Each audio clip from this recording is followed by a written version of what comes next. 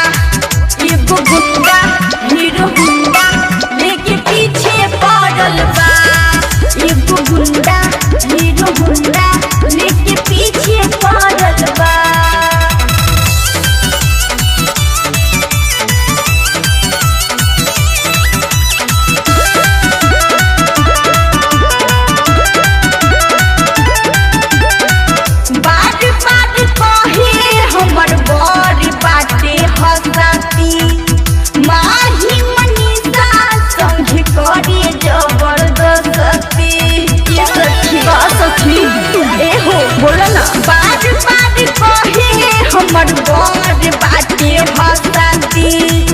माही मनीषा संग करी जबरदस्ती ऐसे परवीन बिट्टू नहीं डरल बा ऐसे परवीन आलोक नहीं डरल बा एगो गुंडा हीरो गुंडा लेके पीछे पड़ल बा एगो गुंडा हीरो गुंडा